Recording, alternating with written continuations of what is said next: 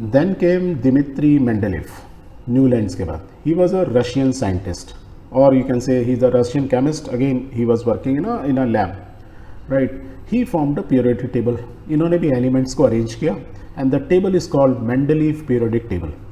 And Mendeleev periodic table के अंदर Dmitry Mendeleev ने क्या क्या चीज़ यूज़ की. पहली चीज़, he tried to arrange like other scientist कि all the elements were arrange on the basis of their fundamental property. और उन्होंने कौन सी फंडामेंटल प्रॉपर्टी यूज़ किया, उस समय सिर्फ यही चीज़ मालूम थी, that is the atomic mass. तो एलिमेंट्स जो नोन थे उनका एटॉमिक मास मालूम था, इन्होंने इसको भी यूज़ किया similar to the previous scientist. But he also use the similarity of the chemical properties. उनकी केमिकल प्रॉपर्टीज़ को भी उन्होंने थोड़ा इस पर ध्यान रखा. वो क्या केमिकल प्रॉपर्टी थी. Specially he concentrated on the compounds form by elements with oxygen and hydrogen. Elements ने ऑक्सीजन और हाइड्रोजन के साथ क्या कंपाउंड बनाए उसको और ध्यान रखा. तो ये एक एडिशनल इन्फॉर्मेशन इन्होंने पीरियोडिक टेबल बनाते समय ध्यान दी. ऐसा क्यों किया oxygen hydrogen? Because oxygen and hydrogen they are very reactive and they form compound with most of the element. हर एक के साथ ऑक्सीजन हाइड्रोजन बना लेते हैं. और आज की डेट में तो हमें मालूम ही है, हमने मेटल्स और नॉन मेटल चैप्टर पढ़ाई था कि अर्थ में क्या क्या मिलता है. You find gold, platinum and silver more और लेस ओरिजिनल उसमें मिल जाते हैं, नेटिव स्टेट में मिल जाते हैं, कोई रिएक्शन नहीं होता है, ऑक्साइड्स नहीं होते उनके, right. Otherwise you will find carbides, oxides, hydrides, sulphides. आज की डेट में हमको इतना मालूम है. तो उस समय तक हमको क्या मालूम था, हमको मालूम था हाइड्राइड्स एंड ऑक्साइड्स के बारे में ज़्यादा मालूम था compare to sulphides and carbonates. तो इस नॉलेज को, एलिमेंट्स की केमिकल प्रॉपर्टीज़ और एटॉमिक मास को यूज़ करते हुए इन्होंने टेबल बना डाली. टेबल बनाने के लिए इन्होंने क्या प्रैक्टिस यूज़ की. What he did, he took 63 cards. उन्होंने 63 कार्ड्स बनाए. कैसे कार्ड बनाए? इस टाइप के कार्ड. और उन्होंने इस टाइप के एक बोर्ड पे सारे कार्ड्स को लगाया और हर कार्ड पे उन्होंने क्या लिखा, the properties of the element. कौन कौन सी प्रॉपर्टी, उसका एटॉमिक मास क्या है और उसकी chemical properties. Specially chemical properties means वो ऑक्सीजन और हाइड्रोजन से कैसे रिएक्ट करता है, मीन्स उसके हाइड्राइड्स और ऑक्साइड्स के बारे में. ठीक है, जैसे हाइड्रोजन है तो उसका एटॉमिक मास कितना होता है, वो ऑक्सीजन के साथ क्या क्या कंपाउंड बनाता है और उसके हाइड्रोजन के साथ क्या क्या कंपाउंड बनेंगे, राइट. तो इन 3 प्रॉपर्टीज़ को उसने हर एक कार्ड के ऊपर लिखा और सारे कार्ड को एक बोर्ड पर ऐसे लगाया. लगाने के बाद he try to arrange them, rearrange them. जैसे जैसे हम इसमें ही देखें कि पिंक को पिंक के साथ में ले लूँ, ब्लैक को ब्लैक के साथ ले लूँ, या ये ग्रीनिश है करीब करीब, तो इन ग्रीन को मैं एक साथ रखूँ. दैट मीन्स जिन एलिमेंट्स की प्रॉपर्टीज़ एक जैसी थी और उनको एक साथ लाने की उसने कोशिश की. And when he did that, what he observed that most of the elements got a place in the periodic table were arranged in the order of their increasing atom mass. Means जब उन्होंने उसको arrange किया, मतलब उनकी properties के basis पे, finally what he got is कि सारे एलिमेंट जो अरेंज हो गए हैं मोर और less they are in their increasing atomic mass. तो उनका सबसे ट्रेंड जो है एक तरफ से स्टार्ट करोगे, मान लो लेफ्ट से स्टार्ट करते हो राइट जा रहे हो, तो उनका एटॉमिक मास बढ़ता जा रहा है. ये उन्होंने ऑब्जर्व किया. या ऊपर से नीचे भी आओगे तो होगा. तो दिस टाइप की टेबल जो ये राइट में दी हुई है, इस टाइप की इन्होंने टेबल बनाई. ठीक है, तो एक ये नई चीज़ उनको मालूम चली अरेंज करने से. दूसरा, he also observe that there occurs a periodic recurrence of element with similar physical and chemical properties. Means जब उन्होंने अरेंज किया तो जो ग्रुपिंग हुई उससे यही तो समझ में आया, ये समझ में आएगा कि एक ग्रुप के अंदर सबके एलिमेंट्स की जो प्रॉपर्टी, केमिकल और फिजिकल प्रॉपर्टी करीब करीब एक जैसी है. दैट मीन्स डिफरेंट ग्रुप बन गए. और डिफरेंट ग्रुप है मीन्स क्या, मैं यदि ऐसे घूम के इधर आऊँगा तो वो प्रॉपर्टी रिपीट होगी. जैसे ऑक्टेव ने था कि एवरी 8th एलिमेंट में प्रॉपर्टीज़ रिपीट हो रही थी, राइट. सो इनको भी मोटा मोटी कुछ ऐसा ही मिला. सो इन्होंने क्या किया, he made a periodic law. उसके बेसिस पर उन्होंने एक लॉ बना दी, राइट. और लॉ क्या बनाई कि states the properties of the elements are the periodic function of their atomic mass. Means periodic recurrence किसका होता है, एलिमेंट का हो रहा है. किस बेसिस पे हो रहा है, उनके एलिमेंट की प्रॉपर्टी किस पे डिपेंड है, एटॉमिक मास पर है. सो उन्होंने कह दिया और रीअकरेंस हो ही रहा है. So the properties of the elements are the function, are the periodic function of their atomic mass. Means एक फिक्स पीरियड के बाद एटॉमिक मास की सेम एलिमेंट के जिसकी भी जो भी डिफरेंट एटॉमिक मास हैं उनकी प्रॉपर्टीज रिपीट होंगी. That is what he said. So let's understand what he made and how good it was. So he put all the elements in this form. और ये जो उन्होंने अपने बोर्ड पर 63 एलिमेंट्स, टोटल जो एलिमेंट्स उन्होंने लगाए थे, उन्होंने इस तरीके से उनको पाया मीन्स जब उनको एक ही प्रॉपर्टी में अरेंज करते गए और सबको इस तरीके से उन्होंने देखा कि ये तो 8 ग्रुप बन गए, तो ही नेम दैम कि वर्टिकली देयर आर 8 ग्रुप्स, और वर्टिकल हम क्या बोलते हैं, कॉलम्स, तो उन्होंने 8 कॉलम्स में सारे एलिमेंट अरेंज हो गए। ही ऑल्सो फाउंड कि बाकी सारे जो एलिमेंट्स थे वो 6 ऐसे रोज़ में देखें तो 6 रोज़ में अरेंज हो गए। दैट मीन्स 8 इंटू 6, 6 8 48, तो टोटल 63 एलिमेंट्स को वो 48 इस टाइप से क्या बोला जाए ब्लॉक्स के अंदर he was able to arrange. This is one thing. And he said कि जो वर्टिकल कॉलम्स है उनको उन्होंने बोला ग्रुप्स, 8 ग्रुप्स, और जो हॉरिजॉन्टल रोज हैं उनको बोला उन्होंने पीरियड्स। तो ये पीरियड बोलेंगे और राइट से लेफ्ट चलेंगे तो these are group starting from 1 to 8th, पहली चीज़। दूसरा आपको याद है, he specially concentrated on the oxygen and hydrogen, और ऑक्सीजन हाइड्रोजन से क्या बनते हैं एलिमेंट्स के, ऑक्साइड्स एंड हाइड्राइड्स। तो उन्होंने ऑक्साइड्स एंड हाइड्राइड्स की हर एलिमेंट की प्रॉपर्टी को यहाँ वो भी लिखा। उन्होंने कहा कि कोई भी एलिमेंट है, सपोज एलिमेंट से आर, सपोज किसी भी एलिमेंट को मैं बोल देता हूँ आर से रिप्रेजेंट करता हूँ, या मैथमेटिक्स में बोलते हैं ना वेरिएबल एक्स, एक्स की value can very from if it is an integer from -2 3 4 से लेके 0 1 2 3 4 इनफाइनाइट तक जा सकते हैं। That means from -∞ to +∞ X की वैल्यू कुछ भी हो सकती है because X is a variable. Same उन्होंने कहा कि suppose R is a variable, R is any element, तो it can form fox oxide. कैसे बनाएगा, ऑक्सीजन के साथ R2O, ऐसे क्यों बोल रहे हैं उन्होंने, और दूसरा जो बनाएगा वो बनाएगा RO।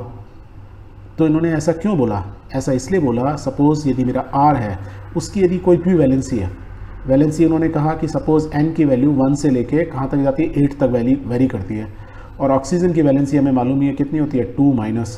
तो यदि मैं इन दोनों से यदि कोई कंपाउंड बना दूँ, क्या बनेगा, देखो R2 यहाँ आ जाएगा और N यहाँ आ जाएगा ऑक्सीजन के नीचे, राइट। यदि मेरी वैलेंसी 1 है, यदि वैलेंसी 1 है तो क्या होगा, ऑक्सीजन का तो नीचे इधर आ जाएगा, और R का क्या है वैलेंसी 1, तो R2O यही बनेगा। एग्जाम्पल के लिए यदि R यदि हाइड्रोजन है जिसकी वैलेंसी 1 है, ये हमें मालूम है, ऑक्सीजन की 2 है, तो क्या बनता है H2O, क्योंकि वैलेंसी एक दूसरे में क्रिस क्रॉस नीचे आ जाती है। यदि ये H एलिमेंट जो R है वो इस समय हाइड्रोजन की जगह यदि कोई और एलिमेंट होता है, सपोज जिंक, तो जिंक क्या बनाता है, उसकी वैलेंसी 2 होती है, तो it will always form an oxide ZnO, right. यदि उसकी वैलेंसी 3 है, कोई एलिमेंट है जैसे एल्यूमिनियम, यदि 3 है तो क्या होगा, एल्यूमिनियम की वैलेंसी यहाँ चली जाएगी, ऑक्सीजन की यहाँ देखें तो Al2O3। और आज की डेट में तो हमें मालूम है जैसे फेरस है, Fe2 भी होता है, Fe3 भी होता है, फेरस भी होता है, फेरिक भी होता है। दैट मीन्स डिफरेंट वैलेंसीज होती हैं। तो R उन्होंने कहा कि रैंडमली कोई भी एटम है तो उसके ऑक्साइड्स बनेंगे। तो पॉसिबल ऑक्साइड्स क्या क्या बन सकते हैं किसी भी एलिमेंट के, वो बन सकते हैं वैलेंसी 1 के साथ, यदि उस एलिमेंट की वैलेंसी 1 हुई तो ये बनाएगा, वैलेंसी 2 ये होगा तो ये बनाएगा, और इस तरीके से वो इस तरीके से वैलेंसी बढ़ाते हुए चले गए। जैसे हम यहाँ वैलेंसी बढ़ा रहे हैं तो ये पॉसिबल ऑक्साइड्स बन सकते हैं। तो क्या पॉसिबल ऑक्साइड बन सकते हैं, वैलेंसी 3 वैलेंसी, 4 वैलेंसी, 4 में से क्यों चला गया, हमने 2 को बाहर निकाल दिया, अदरवाइज़ क्या होता, R2O4 होता। फिर देखो 5 वैलेंसी, 6 वैलेंसी, अगेन ये इवन आ गया, फिर 2 से इन्होंने डिवाइड कर दिया, 6 के बाद क्या है 7, और फिर 8 इवन है, फिर उन्होंने हटा दिया। दैट मीन्स R की वैलेंसी को बढ़ाते हुए अप टू 8 ले गए। तो these are the possible oxides जो किसी भी एलिमेंट को इररेस्पेक्टिव, कोई भी एलिमेंट यदि बनाते हो तो जैसे H2O कहाँ पे सेट हो जा रहा है, वो पहले वाले में आ जा रहा है, ZnO कहाँ जा रहा है, RO में आ जा रहा है। तो जिंक कहाँ आएगा, जिंक ऑक्साइड होगा तो इसी कॉलम में कहीं पे आएगा, राइट। एल्यूमिनियम ऑक्साइड Al2O3 कहाँ पे गया, Al2O3 यहाँ आ गया, राइट। तो इस तरह है जैसे N2O5, N2 नाइट्रोजन 2O5 5 होता है, तो N2O5 क्या हो जाएगा, वो यहाँ इसी कॉलम में कहीं आएगा।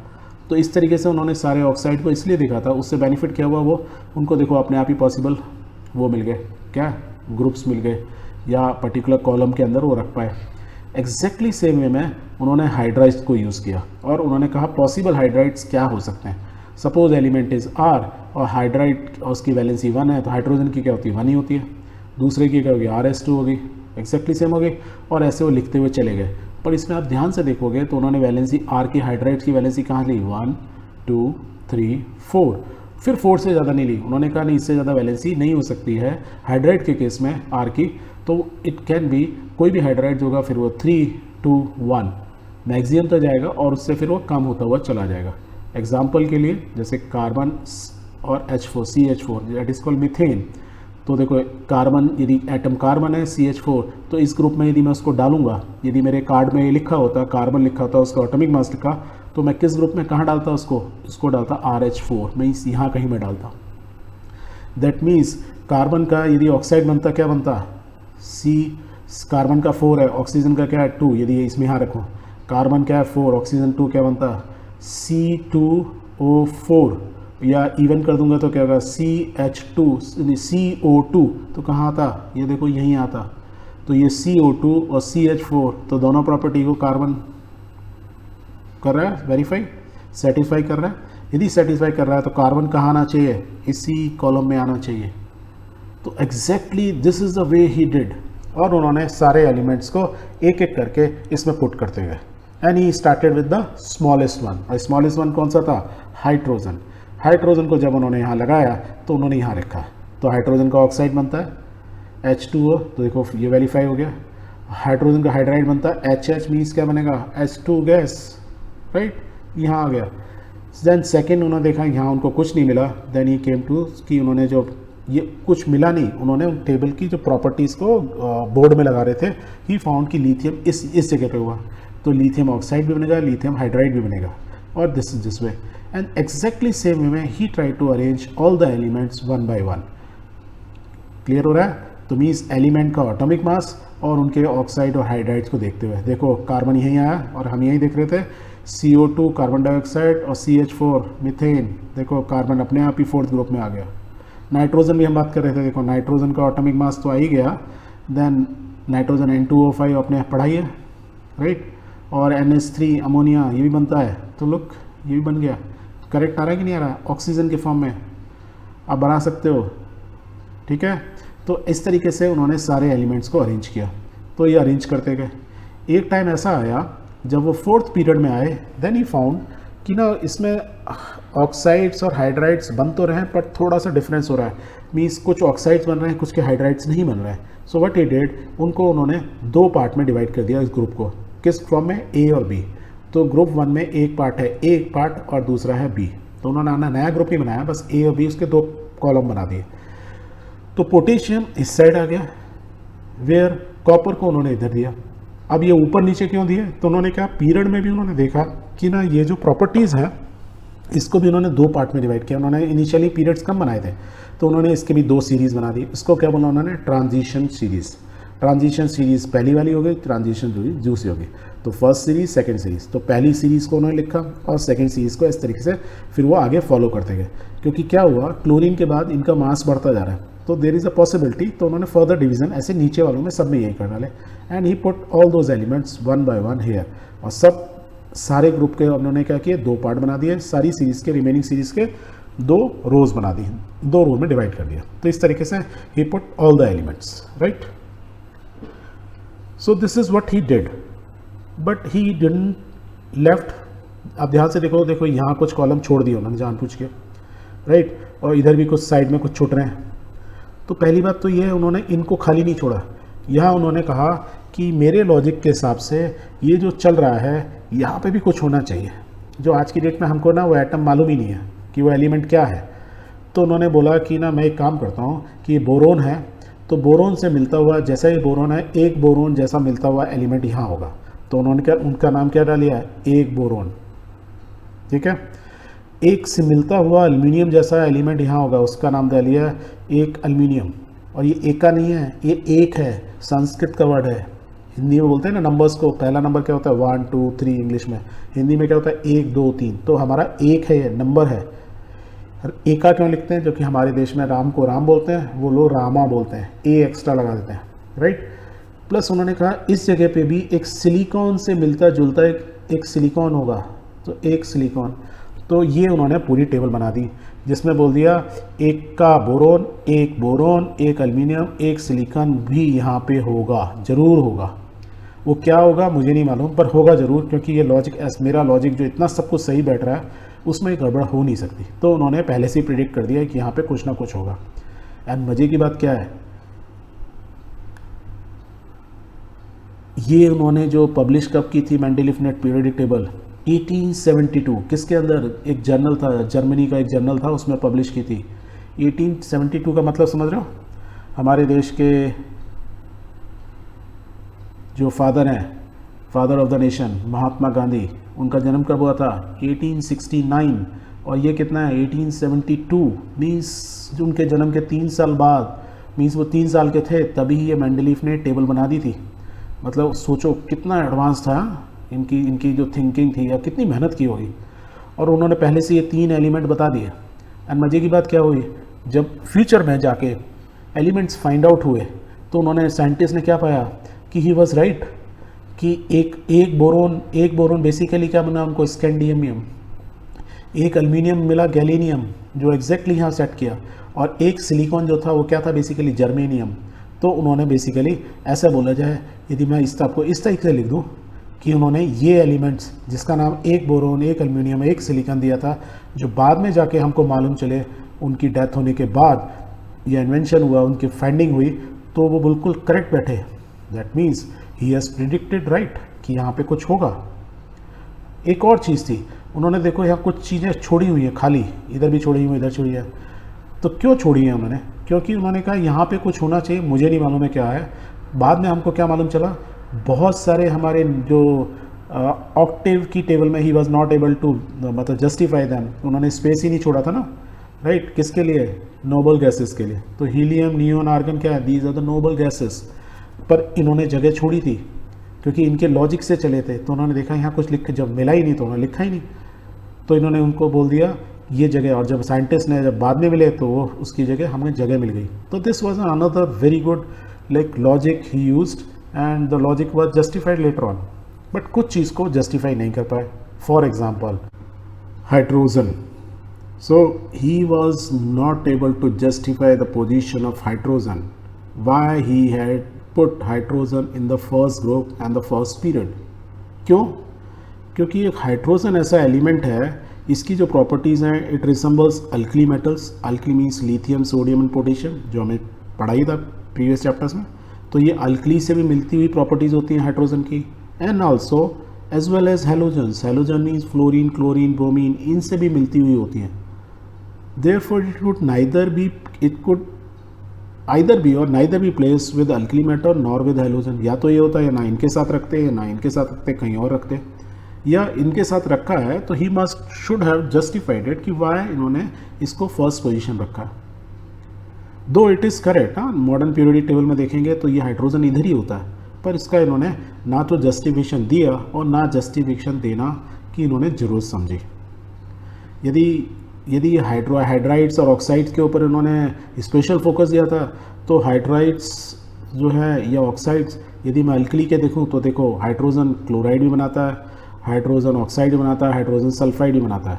एग्जैक्टली सेम में सोडियम जो है, क्योंकि सेम प्रॉपर्टी हम बोल रहे हैं, देखो सोडियम क्लोराइड ही बनाता है, सोडियम ऑक्साइड ही बनाता है, सोडियम सल्फाइड बनाता है। दैट मीन्स हाइड्रोजन की प्रॉपर्टी किससे मिल रही है, अल्कली मेटल से मिल रही है। और यदि मैं इधर फ्लोराइड्स, यदि हैलोजन्स की बात करूँ तो हाइड्रोजन, देखो हाइड्रोजन अपना मॉलिक्यूल बनाता है, सिमिलरली क्लोराइड भी अपना मॉलिक्यूल बनाता है, ब्रोमीन भी अपना मॉलिक्यूल बनाता है। मीन्स 2 क्लोरीन मिलकर एक क्लोरीन का मॉलिक्यूल बना देते हैं, वेरे सोडियम नहीं बनाता है, 2 सोडियम मिलकर Na2N2 करके कोई नहीं बनता है, राइट। वेदर क्लोराइड बनाता है, ब्रोमीन बनाता है, हाइड्रोजन बनाता है। मोर ओवर यदि मैं उसके हाइड्राइड्स देखूँ, कार्बन के साथ हाइड्रोजन जो हाइड्राइड बनाता है वह CH4 में बनाता है, नाइट्रोजन के साथ NH3 फॉर्म में बनाता है, सोडियम के साथ NaH बनाता है।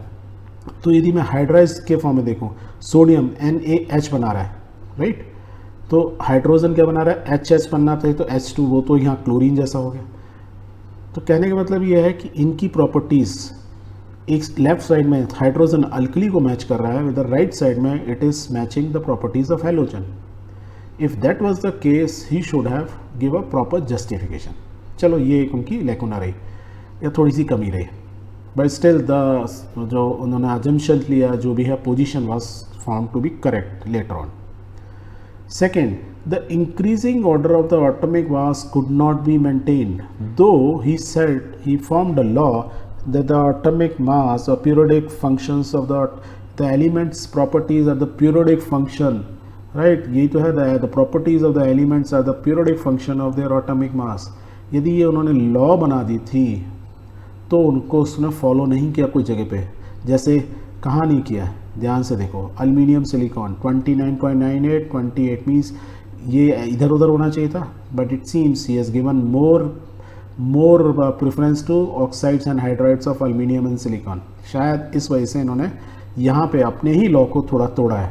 और भी कहीं तोड़ा है, यस, करीब 4 जगह तोड़ा है। यहाँ देखो 50.94, इट इज़ 50.20, ये उल्टा होना चाहिए था। वन मोर 58.93, 58.71 मीन्स निकल और कोबाल्ट के केस में भी इन्होंने अपने लॉ को तोड़ा। एंड यहाँ पे भी 127.6, 126.9 मीन्स बड़ा कौन सा है, ये पहले आना चाहिए था, ये बाद में आना चाहिए। That means at 4 places he has not follows his own rule या ओन लॉ, ये चीज़ थी। एक और चीज़ थी, isotopes were not given separate place as they have different atomic mass. यदि मैं कोई भी आइसोटोप, आपको मालूम ही क्या होता है, जैसे क्लोरीन के बारे में लें तो क्लोरीन के आइसोटोप क्या होता है, 35Cl17 और 37Cl17, where 17 is the atomic mass and these are also atomic numbers and these are the atomic mass, means element same है, उनका atomic number that means same है पर mass different है। So these two are called isotopes of chlorine। ऐसे बहुत सारे elements के होते हैं, तो आइसोटोप्स को उन्होंने यहाँ कहीं सेपरेट प्लेस नहीं दिया, उन्होंने सिर्फ एलिमेंट्स को लिया। तो आइसोटोप्स के बारे में उन्होंने ज़्यादा उस समय, ही माइट बी अवेयर और might not be aware, but he has not considered all those things. And why he has not considered, उसका भी उन्होंने जस्टिफिकेशन नहीं दिया। But in totality what ever he has made, what ever is this called Mendeleev periodic table, it is more or less exactly matching with the modern periodic table, जहाँ हमारे पास latest computers, so many things are there. Look at it, hydrogen first, then look helium exactly same way में, lithium, पीरियम, या ऐसा हमने देखा था hydrogen, lithium, sodium, हमने ये भी पढ़ा था, फ्लोरीन, क्लोरीन, ब्रोमीन, और हीलियम, नियोन, आर्गॉन, ये देखो स्पेस भी दिया उन्होंने। तो उन्होंने मोर और लेस एग्जैक्टली सेम वे में बनाई थी मॉडर्न पीरियोडिक टेबल के थे। And that is why Mendeleev को बोला जाता है, एक तरह से उन्होंने केमिस्ट्री को बिल्कुल एक तरह से डिफरेंट तरीके से उन्होंने डिफाइन कर दिया। एंड एक तरह से उसके हुए father of modern periodic table कह सकते हो टू सम एक्सटेंट। ओके।